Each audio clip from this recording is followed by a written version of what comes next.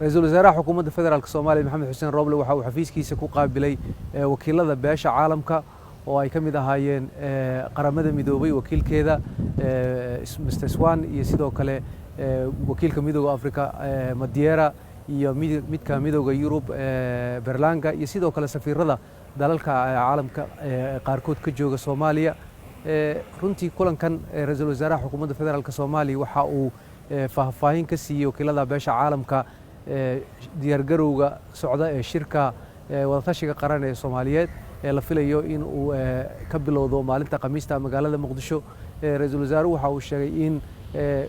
maaragtay xiriir fiican uu la lahaa madaxda dawlad goboleedyada hadii jeerna uu maaragtay la hadlayay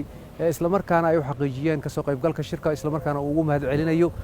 waxa uu sheegay ka ugu dambeeyay inuu imaan doono maalinta Khamiista hadii idmo subaxeeda shirkana uu bilaaban doono waxa kale oo uu sheegay in aad uga go'an tahay in shirkan uu guuleysto oo Soomaalidu ay markan ka maqlaan wax wanaagsan isla markaana dhinacyada oo dhan uu ku boorinayo in ay la shaqeeyaan oo dhinaciisana uu diyaar u yahay inuu dhexdhexaad ka noqdo arrimaha taagan sidoo kalena uu xoog saaro sidii Soomaaliya doorasho ay u aadi lahayd dhanka kale beesha caalamka iyaguna way hadleen waxay sheegeen inay aad ugu faraxsan yihiin talaabooyinka la qaaday ilaa iyo hadda iyo sida ra'iisul wasaaruhu uu muujiyay inuu diyaar u yahay in shirkan uu guuleysto waxay ku booriyeen in dhinacooda ay garab taagan yihiin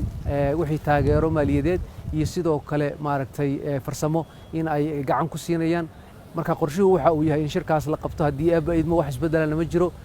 waana socon doona qorshihiisa